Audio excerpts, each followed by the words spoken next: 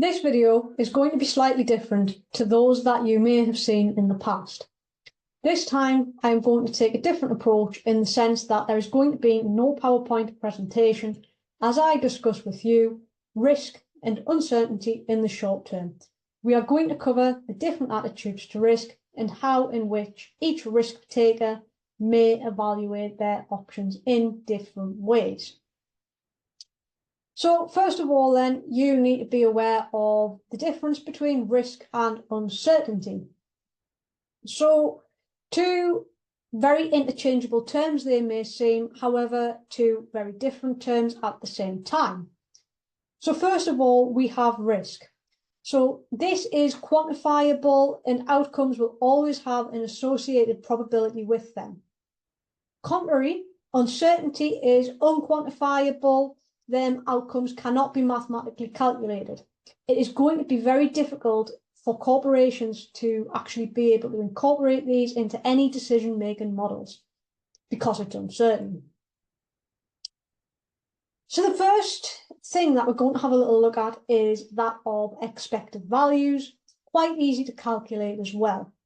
So what is an expected value? Well, this is something that summarizes all of the different possible outcomes by calculating a single weighted average.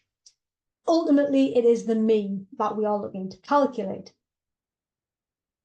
So in order to get this, we multiply our probability of that outcome occurring by our future outcome in order to get our expected value amount.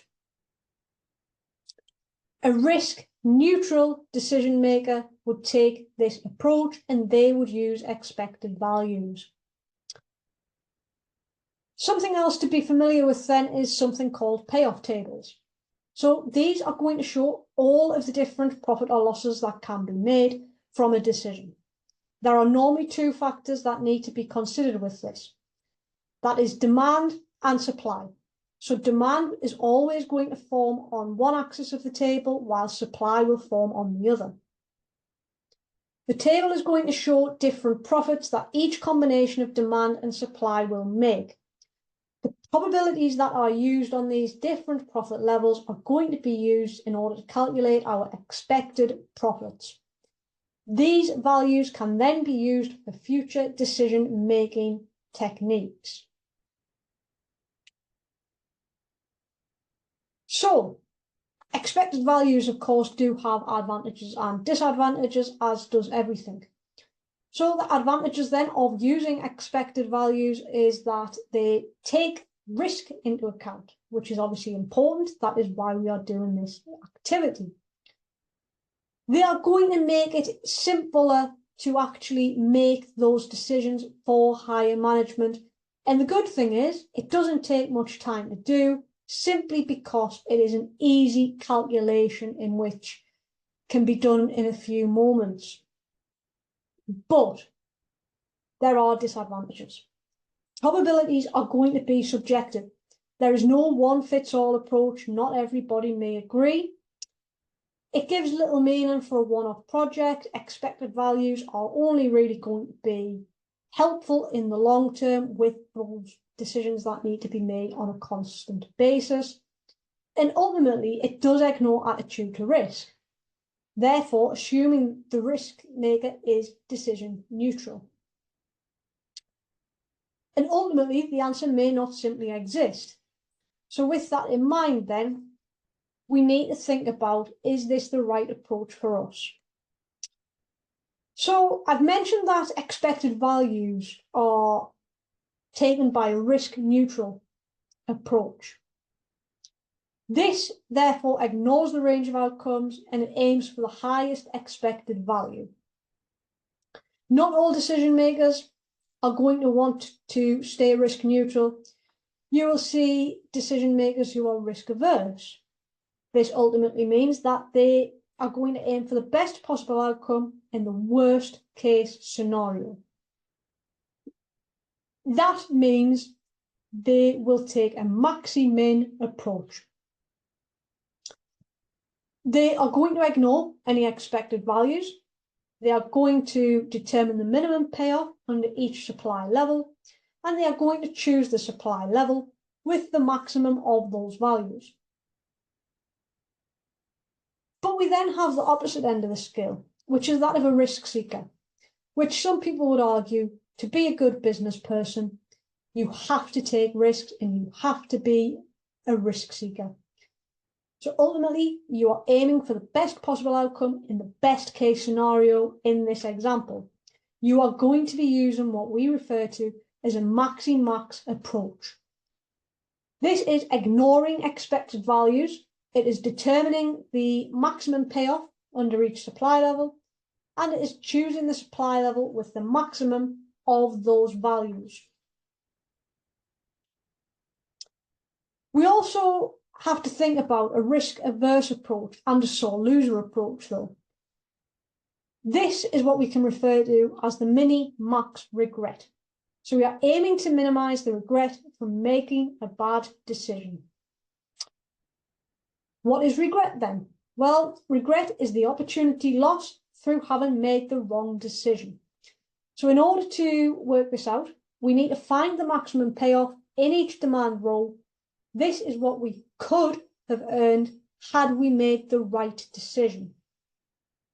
So for each level of supply, we are going to compare the actual payoff, which is what we did earn, and what we could have earned. The difference between this is the regret, the should and the did. We create a regret table with our values in, and we determine the maximum regret for each supply level. We then choose the supply level which gives the minimum of those values. Remember, supply is the element we are in control of. We can control how many goods, how many items we supply. We have no control over customer demand. That is out of the business's control. It is that of the customer to make that decision. So that's the risk attitudes. But now we also need to think about the value of information when dealing with risk and making short-term decisions. So we have perfect information, but we also have what is known as imperfect information. Perfect information, as the name suggests, is always going to be correct, whilst imperfect information is usually correct, but we can't guarantee it. Both will have a value. So, in order to work this out, we need to take our expected value with the information, less the expected value without the information. Measuring risk then, something else we need to sometimes be able to calculate. So one way we can do this is by looking at standard deviation. So the standard deviation compares all of our actual outcomes with the expected value or the mean outcome. It will then calculate how far on average the outcomes will deviate from the mean. Two things to note then. Standard deviation is a measure of volatility. The more that actual outcomes vary from the average outcome, the more volatile the returns will be, and therefore the more risk involved in that investment or that decision to be had. So a higher standard deviation then, it's more risky, it's more volatile. A lower standard deviation is less volatile, less risky. So just remember, the lower the standard deviation, the less risk that is involved in making that decision. We then also have our coefficient of variation. So where we have two projects with very different expected values, it is not as easy to compare their standard deviations to determine which will be the riskiest. We can overcome this, though, by calculating the coefficient of variation.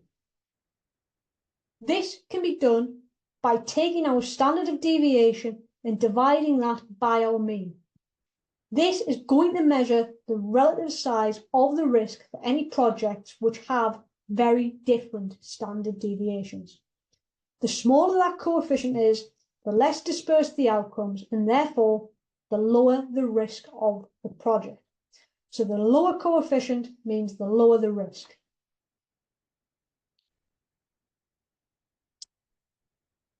Normal distribution then, well, some data is said to be normally distributed, but what does that mean? Well, that means that it has a mean or an average value.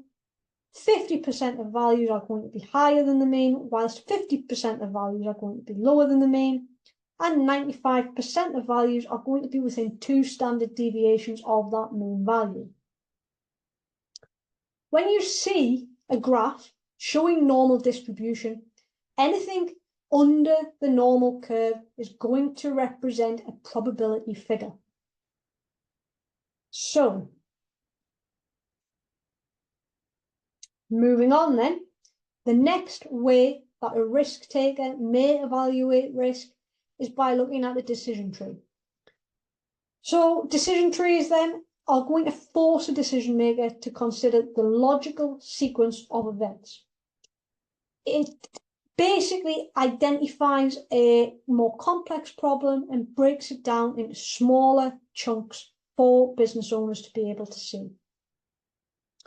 Financial outcomes and probabilities are going to be shown separately, whilst the decision tree is ultimately rolled back by calculating the expected values whilst making any decisions. So if you see a square on a decision tree, that is going to represent a decision point. The value at that point is going to be the highest possible expected value from the options to be considered. A circle, however, is going to be used to represent a point of chance. So the value at this point is going to be the expected value based on any probabilities of the outcomes possible from the forward point. Financial outcomes are going to always be shown at the end of branches, and the expected values are calculated by working backwards, right to left, along the branches.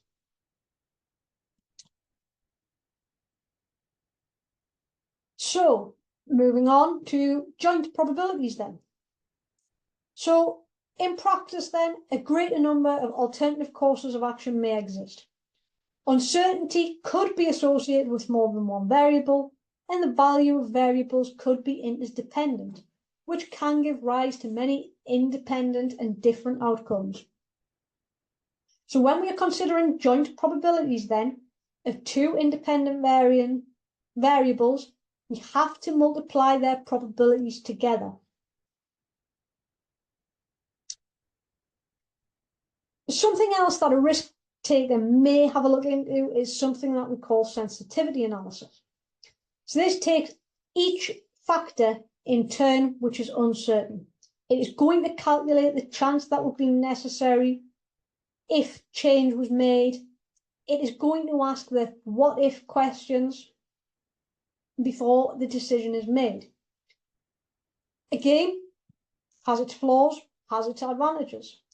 So a good thing about this sensitivity analysis is there's no complicated theory to understand. All you have to do is change a few figures, change a few percentages. It is going to identify any areas which are crucial to the success of a project. And if the project is chosen, those particular areas can be carefully monitored by using this program. Flaws, well, it assumes that changes to variables can be made independently, and it only identifies a variable that needs to change. It is not going to look at the probability of such a change, so that is something that we need to be wary of. So that is the attitude to risk when it comes for decision makers. We've looked at decision trees. We've looked at the difference in terms of risk, risk seeking, risk averse, and risk neutral. And we've also seen what kind of risk taker mathematical approach we would take. Would it be expected values? Would it be our Minimax criteria, our Maximin criteria, or would it be our Maximax criteria?